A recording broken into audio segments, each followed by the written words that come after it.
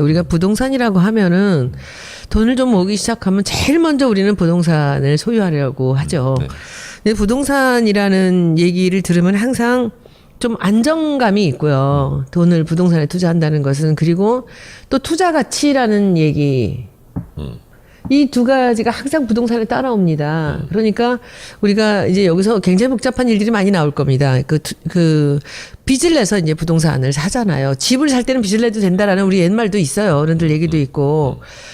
그런데 이제 지금 뭐 가계부채 이런 것들이 빚을 내서 부동산을 샀는데 부동산 값이 떨어지니까 그 자기 빚을 갚을 수 없는 이 신용불량자가 생긴다라는 것이 이제 여기서 늘 하는 얘기들인데, 우리 지금 공 선생께서는 정책적인 거, 네. 그리고 이제 경제 이 전반을 다루는 이제 정책의 측면에 있어서 부동산 얘기를 하고 계신데, 이 얘기를 꼭 밑바닥에다 두고 얘기를 해주셨으면 좋겠어요. 이 서민들의 부동산에 대한 그냥 아주 단면적으로 그 사람들은 자기 것만 보고 있거든요. 그렇죠. 네. 난 언제 집 사나? 아무리 얘기해도 소용없어요. 지금 이런 얘기. 언제 오르나? 그리고 이 빚에 대한, 없나? 그렇지, 어디 개발 뭐 없나? 이런 얘기들인데 이것을 너무 위에서 그 지도층들이 하고 있는 이런 정책에 대한 얘기를 하면 이 사람들은 피부에 와닿지 않습니다. 그래서 요 얘기를 꼭 같이 보시면서 얘기를 해주셨으면 좋겠어요. 네, 네. 여기서 이제 딱 하나 저는 기가 막히다는 생각이 드는 게, 저는 뭐 부동산을 뭐 아파트 같은 거 해본 적은 없지만 전 돈 생기면 부동산이 좀 사무실도 필요하고 하니까 부동산을 샀죠. 결국은 지금 와서 돈은 다 쓰고 없지만 남은 건 부동산만 남은 거죠. 이게 우리나라 사람들, 모든 사람들이 생각하는 바예요. 평균적으로. 실제가 그랬으니까. 근데 우리 공 선생님은 집 안 샀거든요. 평생 동안. 그러면서 자기가 생각하는 바가 지금도 이게 맞다고 생각하고 여기까지 오셨기 때문에 당당하게 이 얘기를 하실 수 있을 것 같아요. 그렇지만 서민의 지금 이 관점은 꼭 잊지 말고 얘기를 계속해 주시기 바랍니다. 뭐 이거 개인적인 얘기이긴 한데, 그러니까 저는 우리나라에서 가장 싼 주거 비용을, 그러니까 주거 비용으로 가장 싼 방법이 전세라고 생각을 했어요. 옛날부터. 왜냐하면 집값 에 대해서 이제 일종의 주인한테 저희가 전세를 들어가는 사람이 빌려주는 거잖아요. 그러면은 그 빌려준 그 전세금으로 내가 어디다가 저축을 하거나 해서 받을 수 있는 이자에 비해서 내가 포기하는 이자가 그렇게 높지가 않아요. 이걸 월세로 환산을 해보면. 그래서 전세가 낫다. 근데 그 얘기를 하면 이제 경제학이나 재무학을 공부한 제 친구들은 맞네, 계산이. 그렇긴 한데, 그래도 불안하지, 뭔가. 불안하고, 그 다음에는 이제 두 가지가 있는 거죠. 하나는 집값이 계속해서 오를 거라는 것에 대한 불안감. 두 번째로는 이제 한 지역에서 안정적으로 살 수 없다라는 거죠. 그래서 이제 제 얘기는 주인이 특별하게 집을 팔 이유가 없어서 4년, 6년씩 살 수 있는 주인을 잘 골라가지고, 그래서 거기서 이제 전세 살면 되는데, 그래서 실제로 저는 뭐 한 군데서 5년도 살아보고 뭐 그랬는데, 그렇죠. 그러니까 부동산 뭐 다 아시는 얘기처럼 부동산 가격은 항상 오른다라는 것이 그동안 우리가 뭐 경제 발전할 때부터 한 40년 동안 그러니까 이제 습관적으로 이제 알게 된 것이기 때문에, 그러면은 이것이 관성적으로 당연히 그렇게 될 것이다 생각을 하기 마련인데, 저는 한국에서 부동산 값이 계속해서 오를 수 있는 가능성은 전혀 없다고 생각을 해요. 대신에 그것이 언제 꺼질 것이냐, 언제 꺼질 거냐라는 것은 이미 조금씩 사인이 나오고 있고, 가장 큰 사인은 2000년대 초반까지만 하더라도 우리나라 주택에서의 대출은 전세금 대출을 통한 대출이 대부분이었고, 일반 금융권을 통한 대출은 없던 나라였어요. 이거 자체가 잘못되어 있는데, 이것이 지금 한 15년에 걸쳐서 이렇게 전환이 되고 있는 거예요. 그래가지고서는 부동산에 대한 대출이 지금 1200조까지 이제 가계 대출로 늘어났는데, 가계 대출 자체에서 부동산 담보 대출 비중이 많은 것은 그건 당연한 거예요. 왜냐하면은 일반적인 사람들이 뭘 이렇게 은행에서 돈을 빌릴 일이 있어요. 그러니까 다른 나라를 가도 가계 대출의 대부분이 집을 사기 위한 대출이라는 것은 뭐 다 똑같은 얘기인데, 이제 문제는 저번에 한번 말씀드렸는데 우리나라의 금융원에서 가장 큰 문제 중에 하나가 원금을 갚는 기업 대출이 없다. 마찬가지로 가계 대출에서도 원금을 갚는 가계 대출이 너무 없다라는 문제거든요. 왜 그런 거냐면 그 현금 흐름상 자기가 다른 나라처럼 돈을 빌렸으면 결과적으로는 언젠가는 갚아야 되니까 원금을 조금씩 나눠서 갚는 만큼 그렇게 하기에는 자기 소득에 비해서 집값이 다들 높은 거예요. 그러니까 이게 안 풀리는 거죠. 그러니까 다들 집값이 올라서 그걸 팔아가지고 원금을 갚겠다고 하는 가장 그 금융업으로 치면 가장 말하자면 불건전한 대출이 대부분인, 그러니까 뭐 2008년에 그 미국에서 문제가 되었을 때 했던 용어가 이제 서브프라임이라고 그러잖아요. 그게 이제 불량 대출인데, 불량이라고 하면 비우량이라고 말하죠. 비우량 대출인데 그 식으로 생각하면 한국의 지금 가계 주택담보대출은 거의 한 80%가 비우량 대출이에요.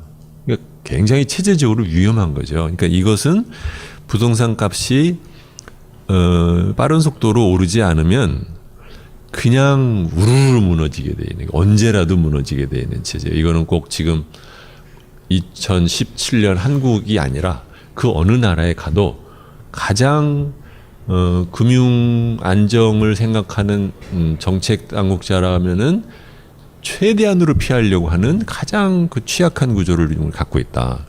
즉 원금을 갚을 수 없는 사람들이 지금 다 돈을 빌려갔다는 것. 이거는 이제 정부도 알아요. 그 다음에는 두 번째로는 지금 우리나라 경제 성장률 내려가는 것 중에 큰 이유 중에 하나가 바로 이것 때문에 그런 거예요. 왜냐하면 사람들이 느끼거든요. 돈은 빌렸어. 근데 부동산 값은 빨리 안 오를 것 같아. 그러면은 이게 불안하잖아요. 그리고 소득 대비 말하자면은 그 빌린 액수에서 매번 원리금은 차치하고 이자 내기도 지금 빠득한, 이자만 내는 것도 빠득하게 그렇게 가니까 사람들이 소비를 못 하는 거죠. 그리고 집을 또 산 사람은 또 마찬가지. 집 산 사람은 집을 사느라고 무리를 했지. 무리를 했으니까 또 나머지는 또 돈 쓸 여유고. 그러니까 이게 지금 자기가 여러 번 제가 지금 쓰는 표현인데, 한국은 자기가 감옥을 만들어 놓고 그 감옥에 자기가 들어가고 그다음에 열쇠를 바깥으로 휙 버렸어요. 그리고 나오지를 못해. 이거 어떻게 나오지? 이 굉장히 참 깝깝한 상태가 돼 있는. 이렇게 절망적인 비유를 드시네, 진짜. 근데 그럼에도 불구하고 지금 이제 뭐 주 박사께서는 돈이 있으니까 전세를 산다, 뭐 이런 얘기 할 수 있지만 그 일반인들한테는 전세금이 얼마나 그렇죠. 그 비쌉니까? 그리고 또 이게 집값 대비 80%까지 가지 않습니까? 네, 전세가. 예, 근데 그걸 감당할 사람이 없습니다. 그렇죠. 그리고 그걸 하느니 빚을 좀 얻어서 산다라는 것이 너무 단순한 얘기예요. 그렇죠? 그리고 저는 우리나라가 이 공급이 저는 절대 지금은 모자란다고 생각하지도 않아요. 사실 전체 뭐 인구는 줄어가고 있는데 집을 여러 채 가진 사람들이 너무 많습니다. 많죠. 근데 저도 집을 여러 채 갖고 있었어요, 전에는. 근데 제가 뉴욕에 지사를 내면서 뉴욕에 집을 2채를 샀었어요. 그렇죠. 사무실로. 근데 뉴욕 집을 거의 한 10년 정도 갖고 있다가 제가 다 팔았는데 뉴욕은 집을 갖고 있을 수가 없어요. 왜? 세금이 너무 비싸요. 부동산 보유세가요. 한 10억짜리 정도 집을 갖고 있는데 한 달에 한 70만 원을 그 프로퍼티 텍스를 내야 돼요.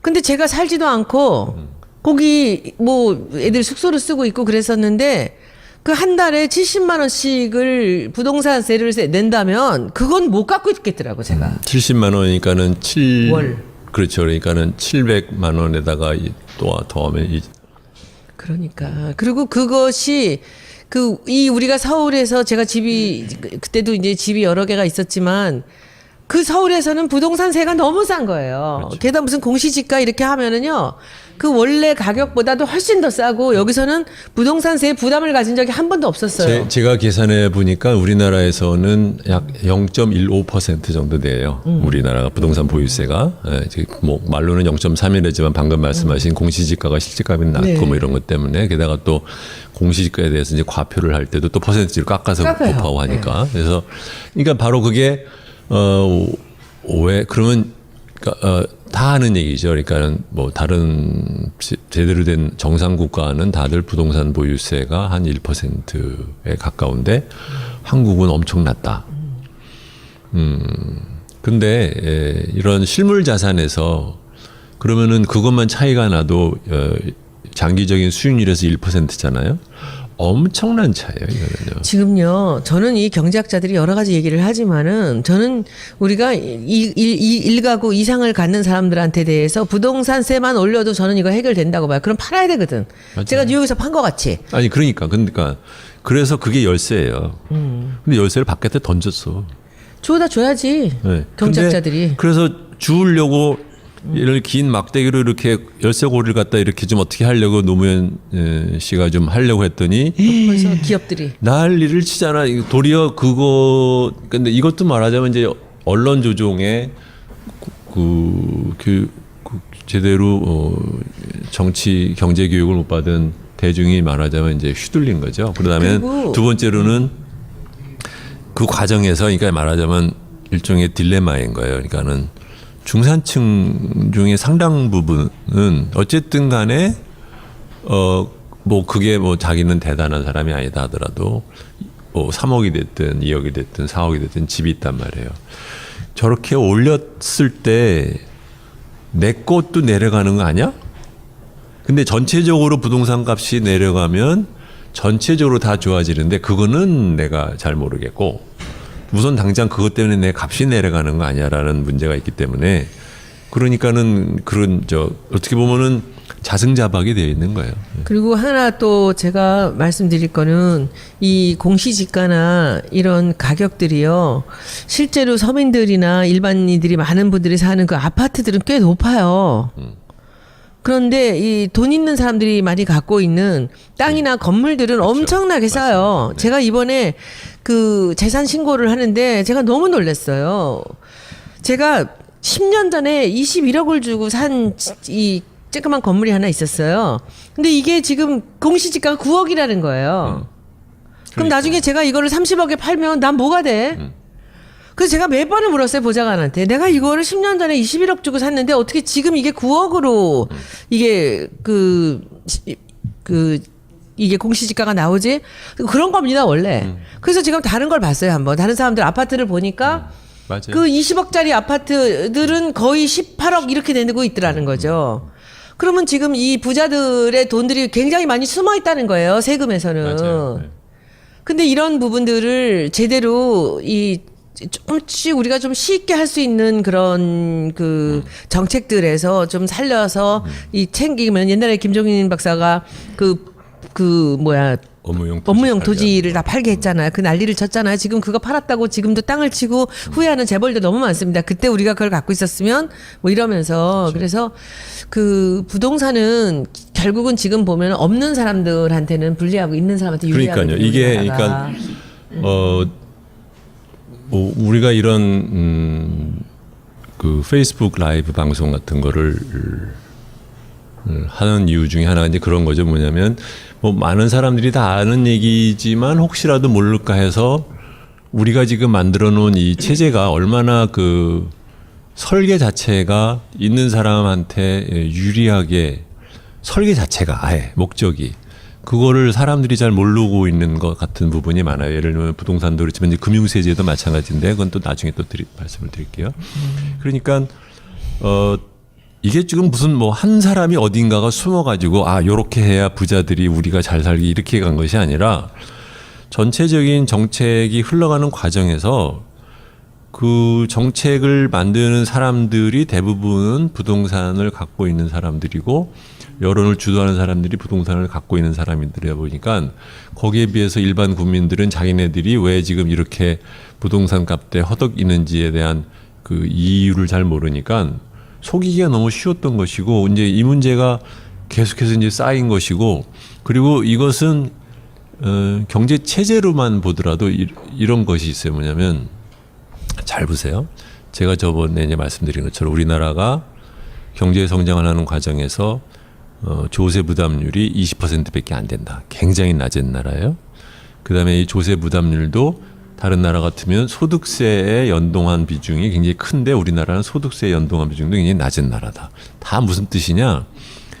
돈을 버는 사람이 투자를 하면은 그거에 따른 말하자면 그 이득을 더 볼 수 있는 그런 식으로 만약 성장용으로 딱 만들었는데 성장용으로 만드는 과정에서 부동산에 관련된 체제 또는 뭐 복지에 관련된 체제 모든 그러니까 조세 재정 뭐 이런 것들이 일반 국민한테는 특별한 혜택이 안 가게 지급돼 있었어요. 근데 일반 국민은 그러면은 어떻게 우리가 중산층이 됐냐?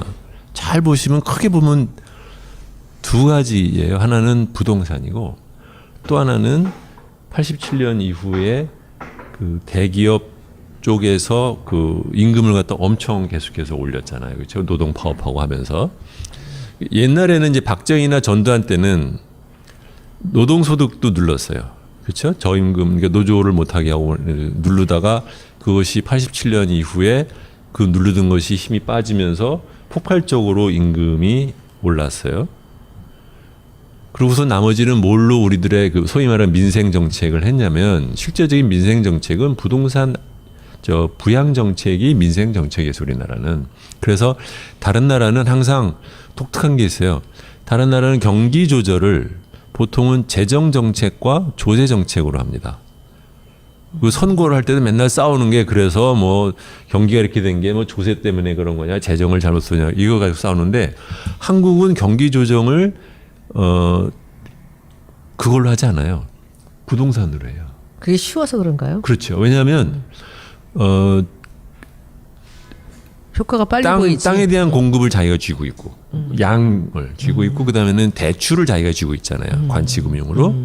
그러니까는 거시금융은 시장을 통해서 이렇게 조정이 되는 거기 때문에 자기가 일일이 다 컨트롤하기 어려운데 이건 딱 목줄을 딱 쥐고 있는 거거든요. 그러니까 이걸 갖고서는 말하자면은 경기 조절을 해왔던. 그러니까 경기가 있어요. 엉망이 되는구나. 부동산 갖고 하니까 다른 것들이. 근데 그것이 폐단이 쌓여도 공무원 입장에서는 작년 대비 지표는 나오니까 잠깐만 넘기고 다른 부서로 가면 되니까 이거를 갖다 체제적으로 바꿀 수 있는 그러한 그 권력의 핵심이 안 생기는 것이고 그걸 조금이라도 바꾸려고 들면 그동안에 이 높은 부동산 덕을 보고 있거나 아니면 부동산 값이 내려가는 것에 대한 공포감이 있는 사람들이 합세를 해가지고 막으니까 난리가 나니까 이러니까 이제 콱 하고 갇혀 있는 거죠. 뭐 질문 있는 것 같아.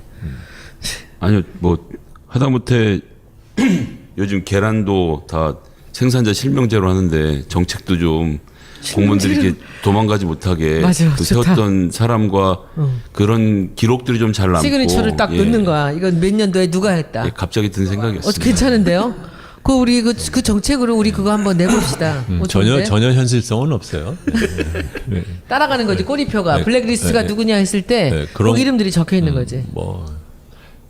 그러니까 지금은 새로 만드는 것이 이슈가 아니라 과거의 그 나쁜 틀이 어디가 지금 나쁘게 돼 있는지를 이제 깨야 되는. 예를 들면 말씀을 드릴게요. 저번에 한번 토지 그 주택공사 얘기했는데 우리나라 이제 주택에서 개별로 몇 개 우리나라가 얼마나 이상한 데인지를 한번 예를 들어 볼게요.